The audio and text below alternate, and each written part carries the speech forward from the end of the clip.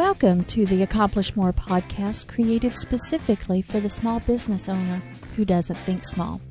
I'm your host, Gayla Scrivener.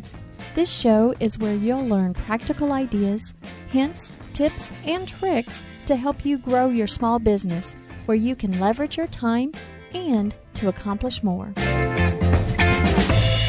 Thanks for joining me today. You know, we've entered a brand new year, and goals are on the top of many people's minds. It's one thing to set goals, though, but it's a whole other thing to set things in motion to achieve those goals. This week, the thing that's on my mind most is the importance of planning. I've signed up for a workshop in my local area of Springfield, Missouri, held by business coach David Sims. The workshop is titled, How Do You Make Your 2018 Your Best Year Yet? It focuses on strategic planning to achieve your goals. I think that that's the missing piece in goal setting. When we set goals, we have great intentions. The thing that many of us don't think about is when and how to do the little things with consistency to get us closer to our goal.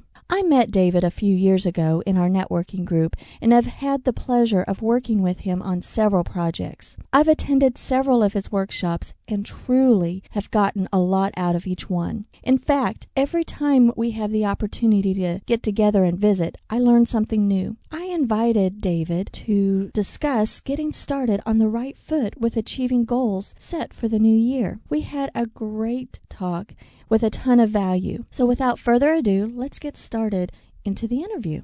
Well, David, welcome. Thanks for being here. Well, thank you. Well, tell the listeners a little bit about yourself. Okay. I've been working with companies in a business sense since for about 30, going on 31 years now as a consultant coach in an arena where I work with them to help them grow their business. And it could be anyone from a single or sole proprietor, individual entrepreneur to worked with billion-dollar companies in the past, helping them in areas of growth too.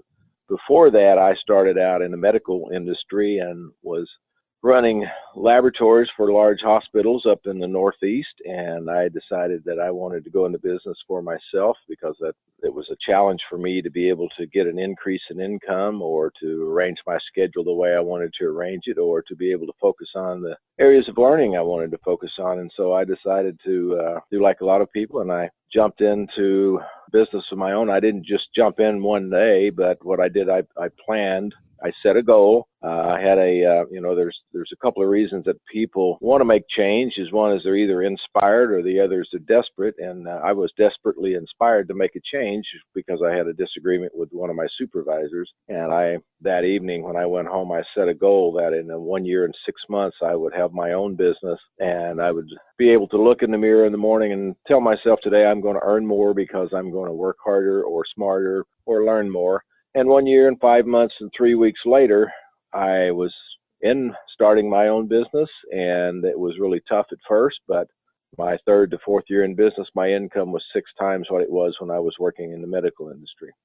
So that's just a little background as far as what my focus is my focus is to help people grow their business, and growth can be and take a lot of different forms. It can be growing income-wise, it can be expanding the size of the company, it can be decreasing the size of the company, but increasing the net profit. So growth takes on many different forms, but that's where the topic that we're talking about today comes into play, the goal setting and the strategic planning and the strategic blueprint process and things like that. So that's just a really brief snapshot of working the last 30 some years with people. I've been working ever since I was 14 years old, but being responsible for helping people achieve more since I was 22. That is fantastic. You have a lot of experience so that you can help business owners with their strategic plans. One of the people that I learned from when I started off in getting out of college, I actually dropped out of college when I was my fourth year.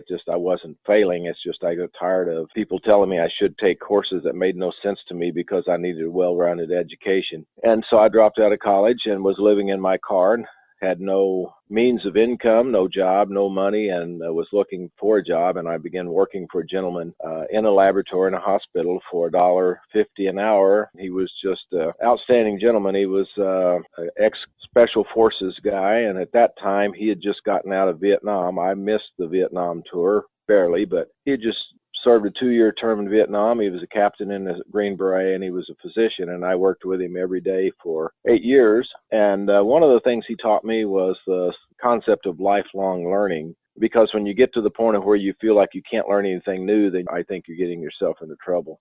So I've been continually studying, and my studies led me to meet a lot of the people that some people might recognize and some might not, like Zig Ziglar and Michael Gerber and Mike Vance, who was Walt Disney's creative director. And so I've learned a lot from them, and I've taken a lot, and I have a very wide library. So my goal is to try to apply as much as I can to helping people achieve more. What do you think the number one observation that you have with small business owners? You mean the number one challenge that they face? Yeah.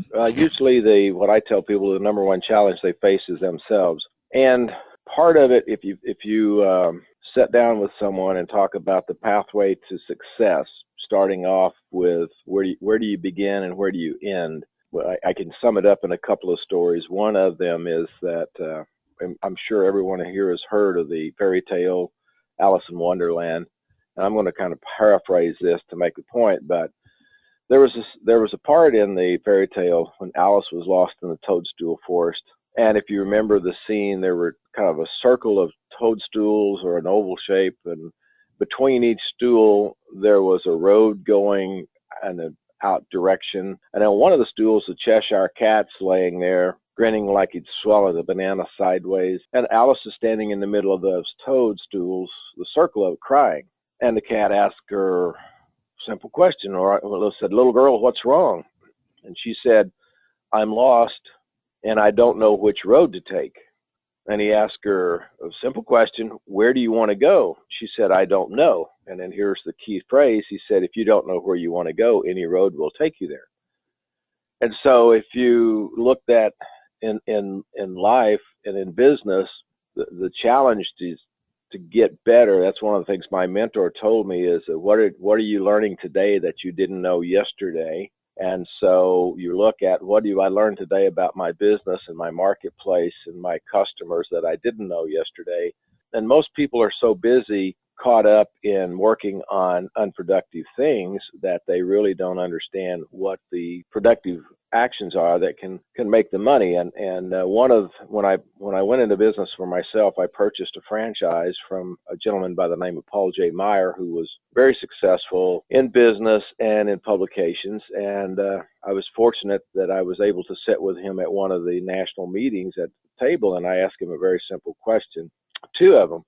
And then one of them was, what is the number one key to selling? And he said, "Well, I'm not a very good salesman, but I'm a great prospector." That's when I learned that prospecting is really the key to building a business. If you're in front of the right prospects, then you're going to be able to sell more effectively and more of it. But the key, he told me, was, he said, if you're not making the progress you'd like to make or think you're capable of making, it's simply because your goals are not clearly defined. Mm-hmm. Well, my response to him was, I have my goals clearly defined. I know exactly how much I want to earn this year. My bottom line I wanted was 6 figures. I said, I want a minimum of $100,000, and that's in 12 months. I said, how can you get more specific than that? He said, well, I didn't say that you had to be specific. I said, you have to be clearly defined. So my question then was, what do you mean? He said, well, if you have to define, you've got your goal clearly defined, but you have to figure out what are the action steps that you have to take to achieve the goal.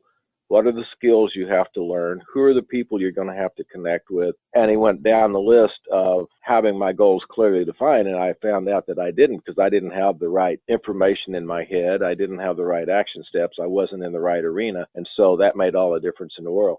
And I'd say the same thing about people in planning and goal setting, is that if they don't have their goals clearly defined, then they get distracted and they start working on activities that are not productive. It's the 80-20 rule. which is that 20% of your activities will create 80% of your results, and 80% of your activities will create 20% of your results. Unfortunately, most people are working on the 80% of the activities that create 20% of the results, and they get stuck in a rut. Goal setting is the high level activity, because we just started a brand new year. Colleagues of mine have been talking about their new goals. I can tell that people are starting their new goals. I'm getting additional calls for what kind of services I provide and things like that. But goal setting, I would think, is defined one way, but then a strategic plan is defined as something else. Would you agree, or how would you define it? Yes, a goal is a target. It's a specific target to shoot at. It doesn't matter what area of your life. There's 6 areas of your life: social, physical, mental, spiritual, financial, career, and family. So I combined those 7 into 6. So you have 6 areas of your life that are important. It's very difficult to really focus on one area of your life and neglect the others. I know people who are financially rich, but their physical health is awful. Mm-hmm. So what good does it do you to become financially independent if you're so sick you can't enjoy it? So you have to look at, okay, how do I live a balanced life? And you see challenges we're facing in this country with mental challenges that people have. And so when you look at, okay, how do I balance out my life? Well, the first thing you have to do is to set a goal for that area of your life, of where you want to grow. And only 13% of the people in the United States are active goal setters. Most people, and the demographics have changed in the last 8 to 10 years, but most people in the middle class spend more time planning their family vacation than they do their life. As far as what am I going to do with my family so that I have a stronger family life? What am I going to do for myself so that I don't the average lifespan after a businessman retires is 3.3 years or something like that. So what am I going to do so that if I retire and then I don't die? So you have to look at a goal. A goal is a target. Now, a strategic plan is your pathway to get to that target.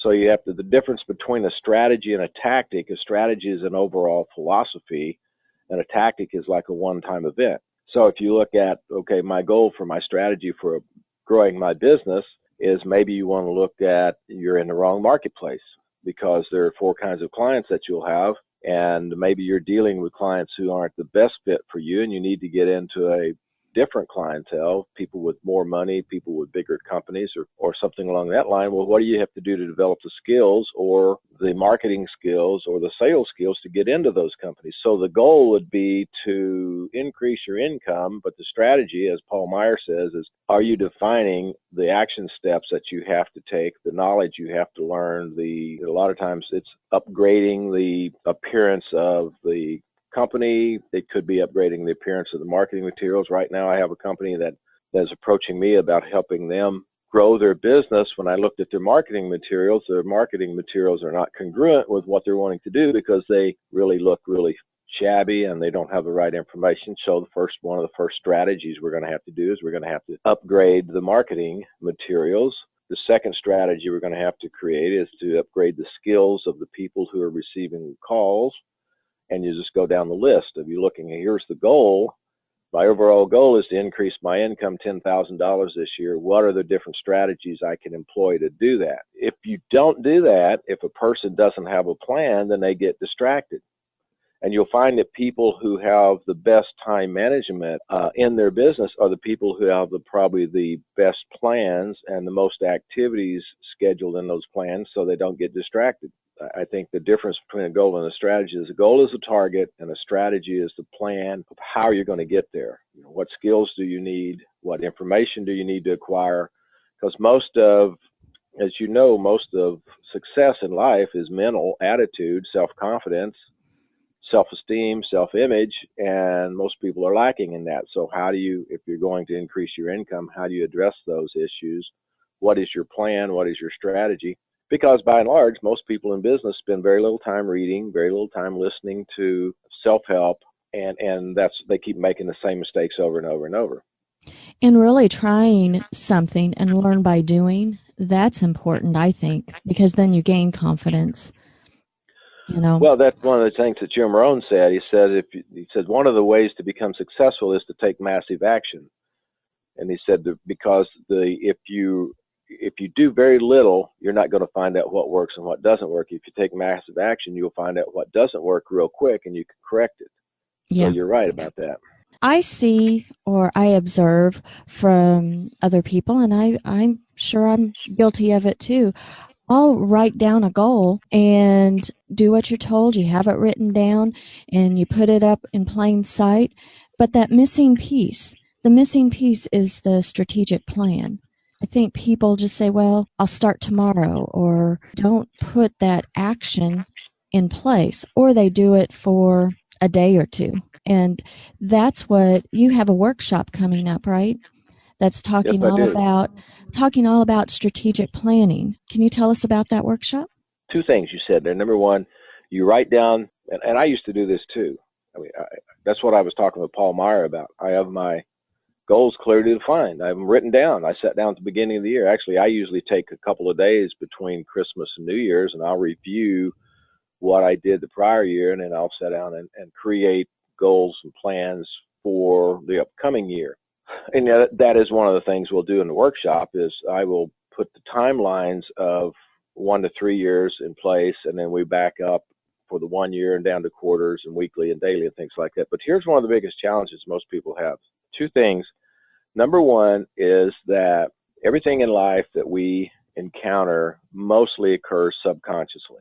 And our subconscious mind controls our comfort zone. So I've worked with salespeople who their comfort zone was making $20,000 to $24,000 a year. And when I put them in a position where they could make $35,000 to $40,000 a year, they couldn't handle it because they were out of their comfort zone and they would sabotage their success. So one of the areas to work on really is your comfort zone, because everyone is performing to the level they see themselves performing. Mm-hmm. Your subconscious, whenever you set a goal for whatever improvement it's going to be, whether it's losing, with the two most common goals in this country, I don't know if they're still that way or not, used to be quit smoking and losing weight. Both of those are negative, so it's very hard to achieve a negative goal. Mm-hmm. But if a person, their goal is to lose weight and they start on the diet and or whatever they're trying to the diet, or maybe they try to start working out, they join the time of the year, the first of the year is when most of the health clubs get everyone to join, and your intention is, and that's one of the in vogue words now, being intentional. Your intention is to lose weight, your intention is to work out, and your intention is to eat healthier food. Your subconscious doesn't want you to do that because they want to drag you back into where they're comfortable, laying on the couch, watching TV, having a beverage, or else having a piece of pie. And so until you fix your subconscious mind, you're always going to be where you're at, plus or minus 2 to 5%. And so one of the issues of goal setting, number one, is most people set goals, but they don't commit to keeping them. They don't commit to doing what it takes. And Paul Meyer had a statement. He said, if you're not making the progress you'd like to make and think you're capable of making, it's simply because your goals are not clearly defined. Well, part of that definition is your commitment. One of the biggest challenges going back that I have working with business owners and salespeople is their comfort zone. I always direct them to a book by Maxwell Maltz. His name is spelled M-A-L-T-Z, and the book is Psycho-Cybernetics. And he talks about in there why people don't achieve more than they achieved the year before. The spelling of it is Psychocybernetic, Psycho-Cybernetics.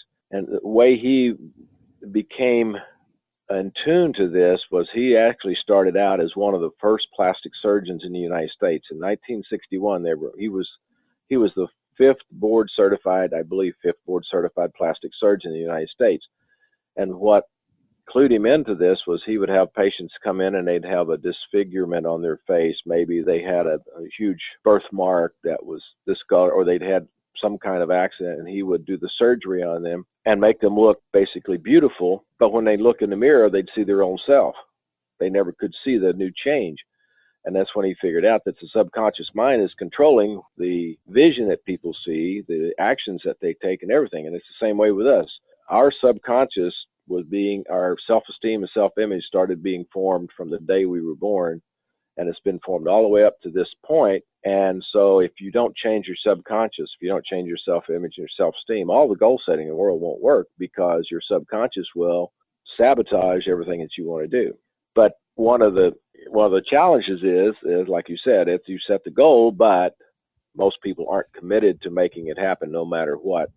So that's a big challenge. Do you think that some of the reasons why goal setting fails is that you have too many of them? Well, that could be possible. Some people, when I first started doing the work I do, and I would have a goal setting workshop, I'd have people who'd start with 8 or 10. I said, no, you need to really start with 1 to 3, because you can then, because let's say, for example, you have a goal to be a better parent. And so one of the challenges there most people have is when they write goals, they have a very vague general goals. So instead of writing your goal to be a better parent, you can write it more specifically, and because you want to use the SMART methods, S.M.A.R.T, specific, measurable, attainable, realistic, and tangible. And the SMART method would be, instead of saying I want to be a better parent, you could write the goal this way: I will read to my children 30 minutes a day, 3 days a week. So if you have one child, you'd read 30 minutes a day, 3 days a week to one child. Or if you have 2, then you'd read 30 minutes a day to each one of those, which would be 60 minutes a day. So there's 60 minutes a day. So if you want to didn't involve with mental development, and your goal is to read 30 minutes to an hour a day, now you're up to 1 to 2 hours that you've committed to. And then if you're going to work out, now you've got another hour you're going to commit to. So pretty soon you become overwhelmed, because you start looking at, all I'm doing is working on all these goals. I've been in 4 to 5 hours a day working on my goals, which probably wouldn't be a bad thing, but most people get discouraged and they quit. So really, to start off with 1 to 3, and I always recommend to people to start off with small goals, because the way to build self-confidence is to set a goal and achieve it, and set a goal and achieve it, and set a goal and achieve it. If you set a huge goal, let's say, for example, you're a business owner or a salesperson, you're making $30,000 a year, and then all of a sudden you say, okay, my goal is to earn $100,000 this next year. 95 to 99% of the time, that'll never happen. So people are setting themselves up to fail.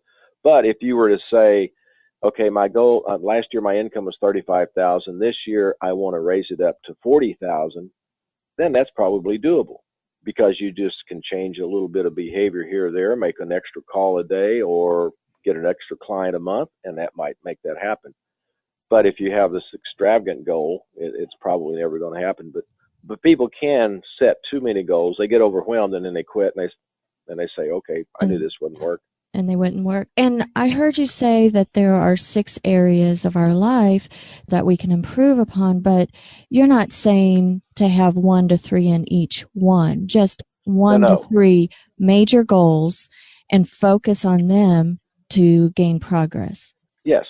Yep.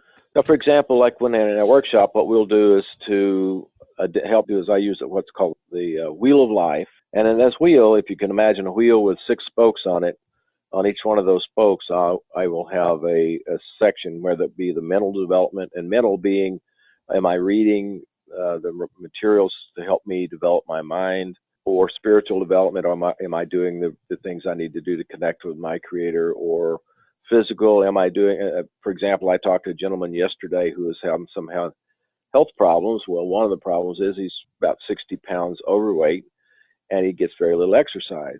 And so one of his goals is to begin exercising. And I told him, I said, here's the starting point, is to, when you come home from work every day, walk for 3 blocks for the first week. Then the second week, you increase it to 4 blocks. And I said, you don't want to start off trying to run a marathon, because then it becomes too painful. And again, it goes back to the mental situation as far as the self-esteem and self-image. I don't know, did you ever watch a show called The Biggest Loser that was on TV a few years ago?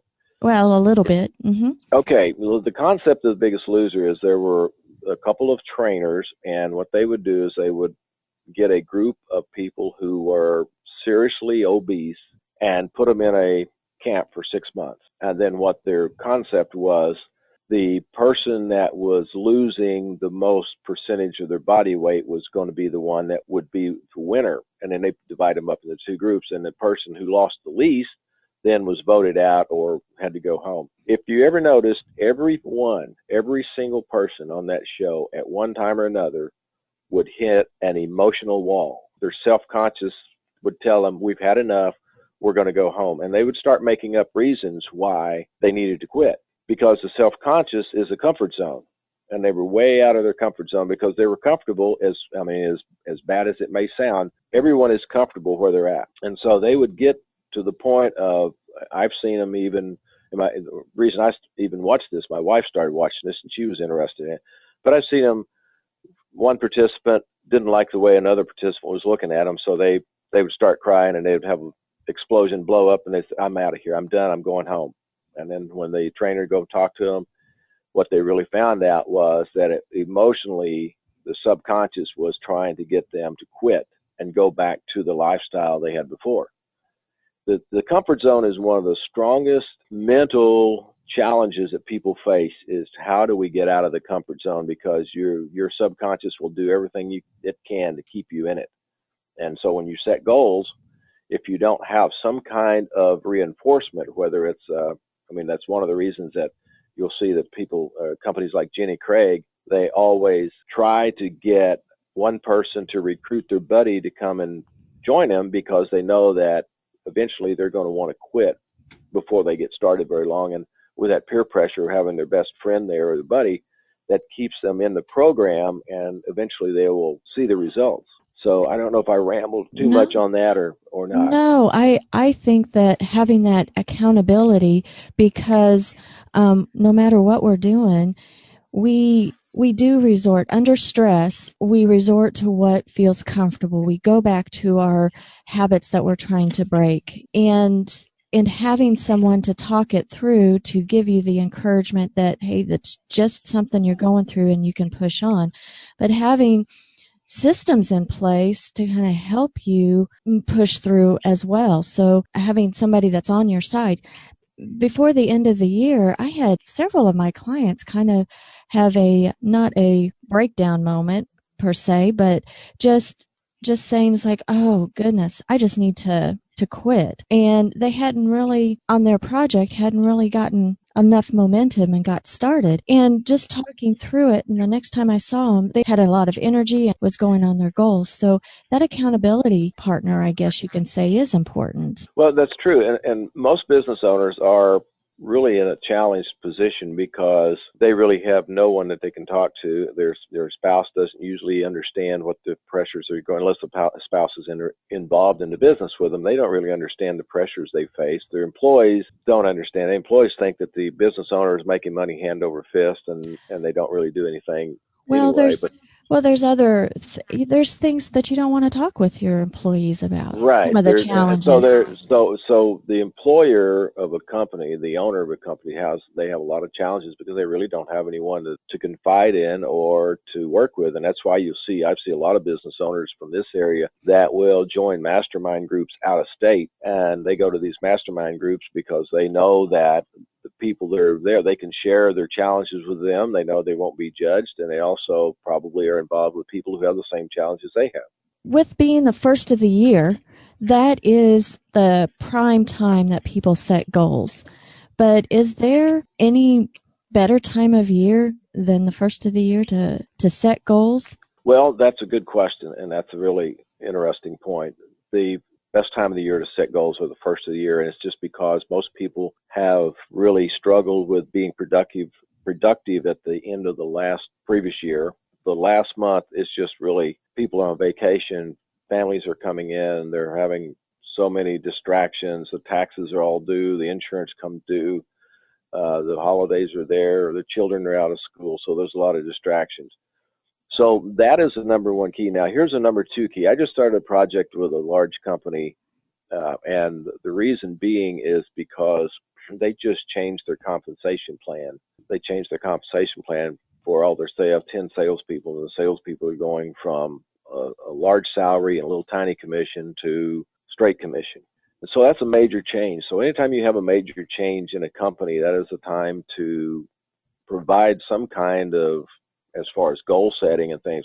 So what they're doing is they're having me coming in for a minimum of 6 months and work with their salespeople. And the reason being is because it was a time to change and they want to reinforce this change. And so we'll be working on goal setting, sales concepts, sales strategies. But more importantly than anything, I'll be working on their mental side of the selling, of how they feel about themselves, how they see themselves.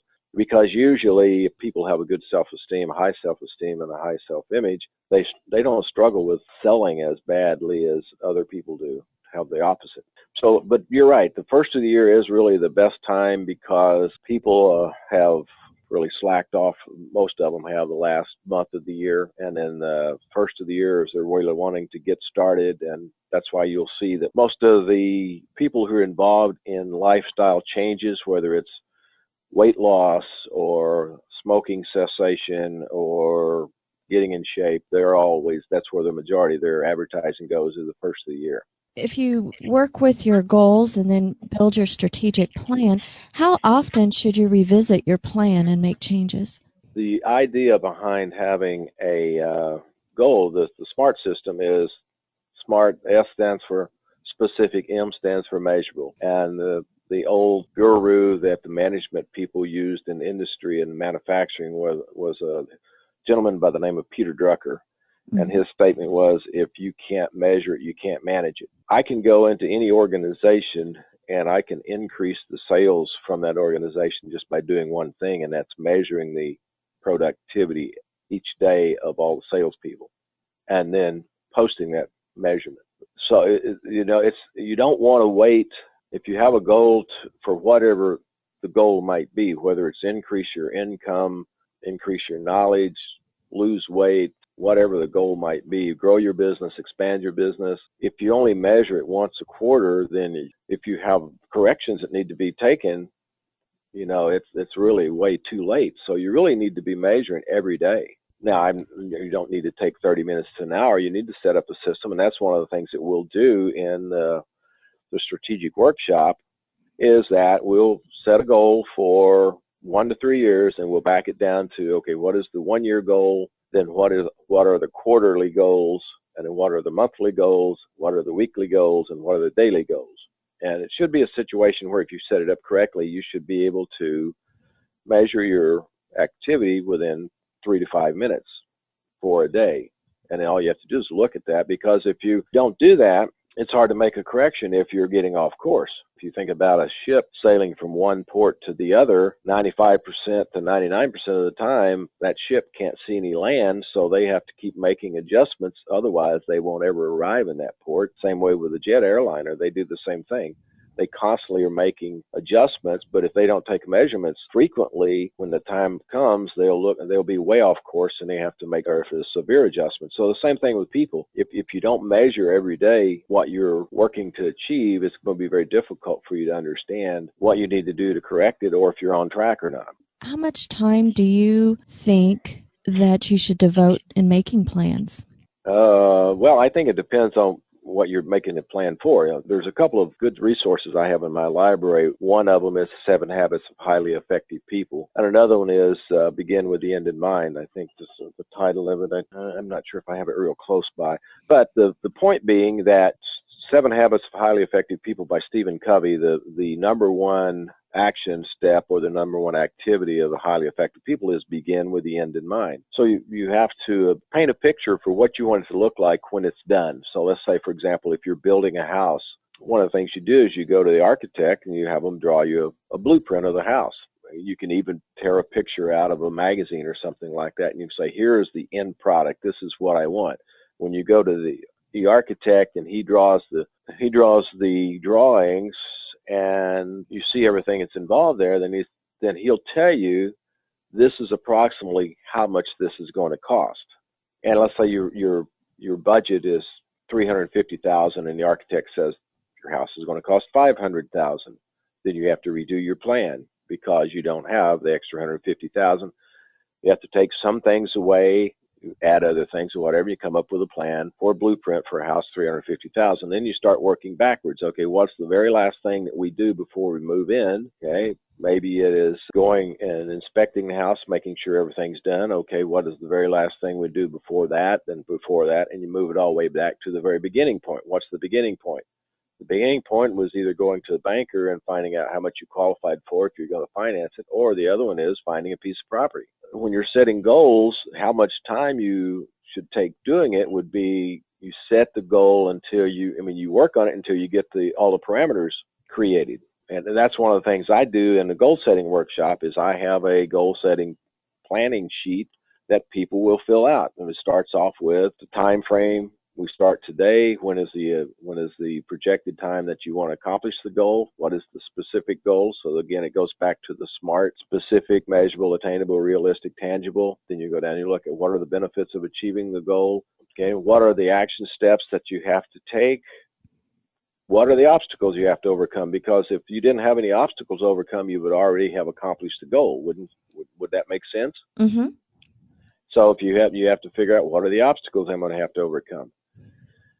Once you get the obstacles, as far as plan of action written out, what's the visualization that you're going to be using with the goal? What are the affirmations you're going to be using? And then when I started my business, I had affirmations I read every day and visualizations of what I would be doing when I was in business. And some of them I got right and some of them I didn't. So then I think your question is, how much time should you spend on planning your goal? Well, the more effective you are at planning, and you said yourself earlier, you write down the goals and you got a specific goal written down, but for some reason it never happens. Maybe you're not planning enough. Maybe you're not putting in there, like Paul Meyer said. Maybe you don't have the plans of actions that you need to overcome. Maybe you need different skills. Maybe you need different information in your head. Maybe you need to do, like one of the things I did was change my client base. I joined an organization where those people that are in the client base, they won't belong. And it's taken me a year, but I have generated one very, very good contract out of that, and I'll probably, hopefully, get another one or two before this next year's out. So you have to find out what are the action steps that you have to take to achieve your goal. I don't know about you, but I've heard people say, well, I just don't have time to plan. What would you say to people that say that? Well, the old saying, if you fail to plan, you're planning to fail. And again, I go back to that the top 13% of the people in the country that have over 80% of the income are the 13% that do goal planning and setting. And so you just figure out they don't have time for planning, but they have time to do other things, go to the movies, sit and play Candy Crush for an hour, or get on Facebook and do rants and raves, or all those different things. So it's just one of those situations where, as Paul Meyer says, if you do what you've always done, you want to get what you've always got. One of the smartest and brightest young men I ever met was a gentleman by the name of Robert Tunmeyer. And Robert dropped out of high school when he was 17, but he never made less than $100,000 a year in income after the age of 21. And he worked for a large company out of Texas called the Dwyer Group, and they invited me in and contracted with me to do some work with them in sales and customer service. And he made a statement to a group of new franchise owners one day. It made sense to me, and I wrote it down. And he said, if you have no goals, you have no reason to manage your time. And I thought, well, that makes sense. So you'll find that if you want anything done, you've heard the old saying, if you want anything done, give it to a busy person. You'll find that there are people who they manage your time really well because they have a good plan, and they're involved in a lot of activities, they're involved in a lot of organizations. But if people say they don't have time to do those kind of things, and there's no way you can help them. Well, I love that you're holding your workshop, and it's called How Do You Make 2018 Your Best Year Ever?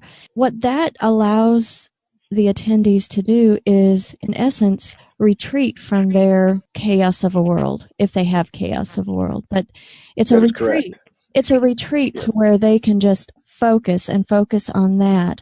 When is the workshop, and how long is it going to be, and how do people sign up? Well, the workshop is the 17th of January this year, and that is the Wednesday. It's from 9 until 2, and they just need to contact me. They can call me on my number. It's 417-831-0050. That's 831-0050, or they can email me I would prefer a call, but they can email me at David at davidsimscoaching.com, and Sims just has one M in it, so it'd be David at davidsimscoaching.com. That's $49 for that. And one of the things I mentioned to our group, I have a networking group I meet with last Thursday, was I said, you can go to, there's an organization here in Springfield where you can go get the same workshop or a similar workshop for $500. Or I had a client of mine that I'd worked with last year came to me, said she was going to go to, she was going to take John Maxwell's strategic planning workshop in Florida in February. And I kind of questioned, I said, that's a little bit expensive. And she said, it's $4,000 for 2 days. And I said, well, that's not including her airfare and her hotel room and everything.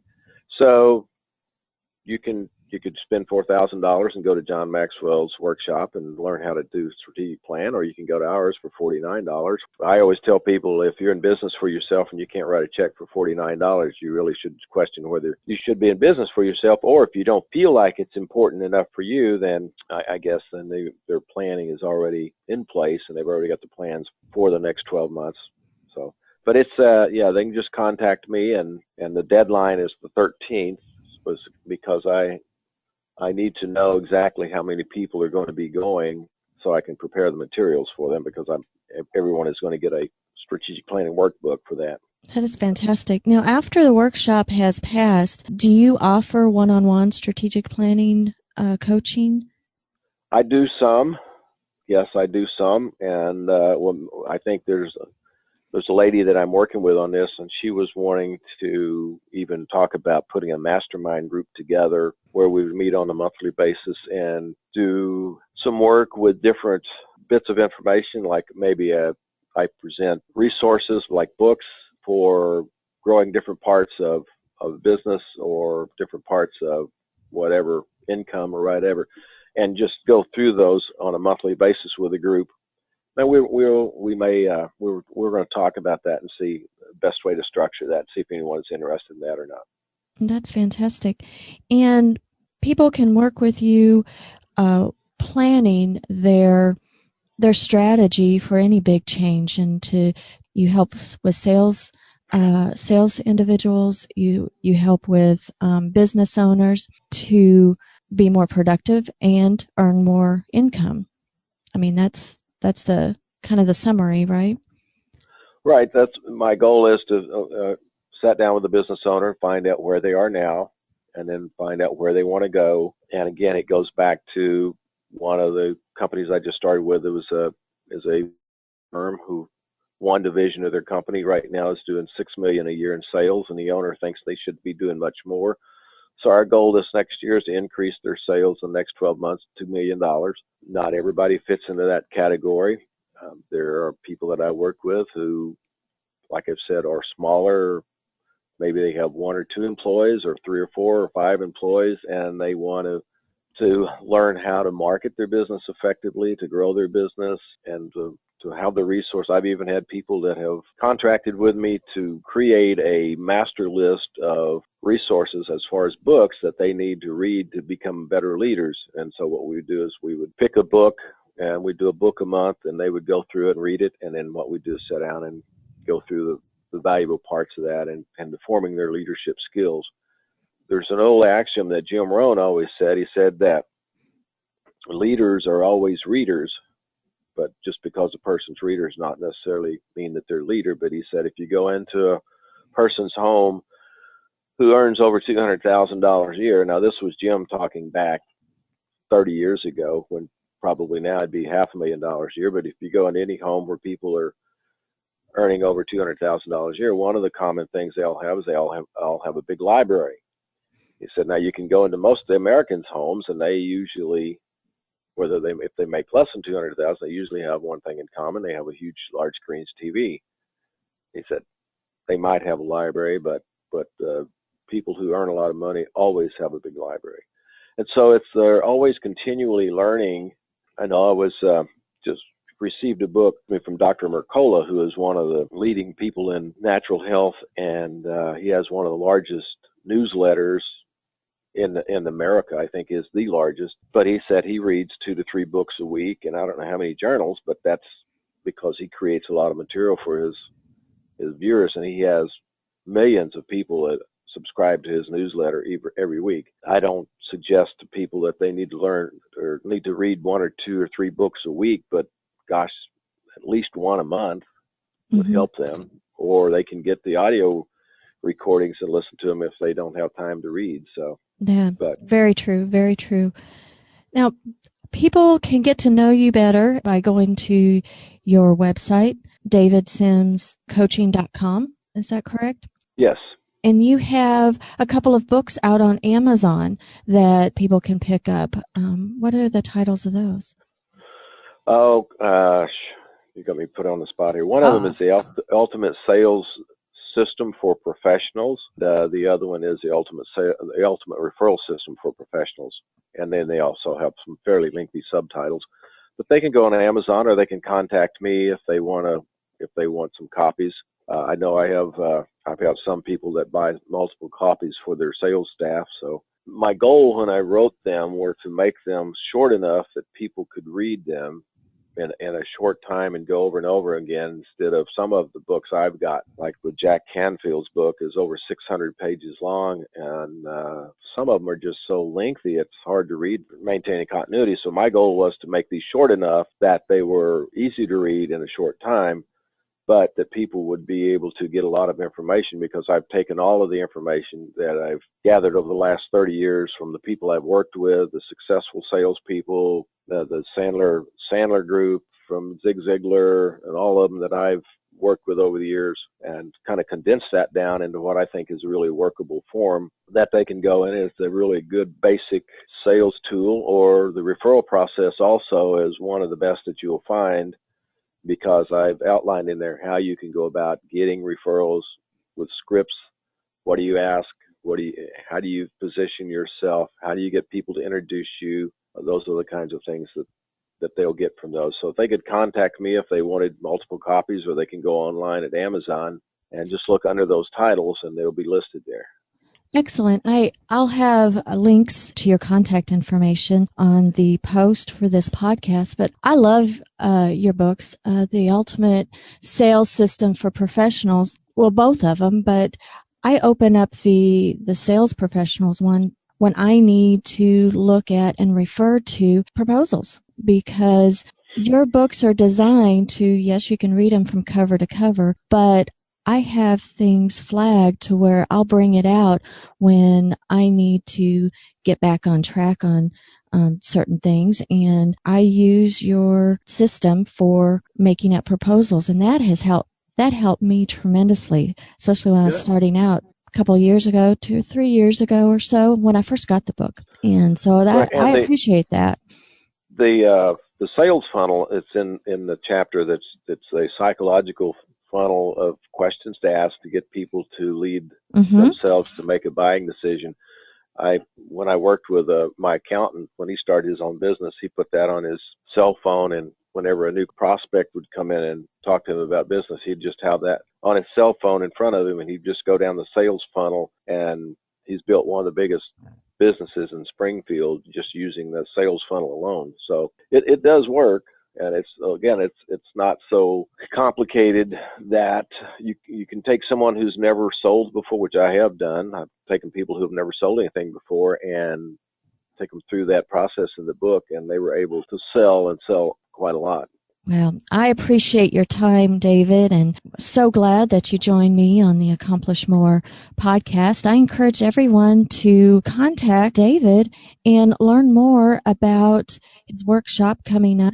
The deadline is January 13th. If you're in the Springfield, Missouri area, it will be well worth your time to get your plan in place for 2018. Get the year off to a good start, and use David as a resource and as a coach to stay on track and on target and grow your business. So, do you have any final words, David? Have a happy new year. It's cold out there, so take care. Thanks so much. Appreciate it. I hope you enjoyed the interview today with David Sims. He is a master at strategic planning. We talked about several links, so hop on over to scrivenersolutions.com/15 for all the links mentioned in the show notes. If you found today's show helpful, please subscribe to the show on iTunes and leave a comment.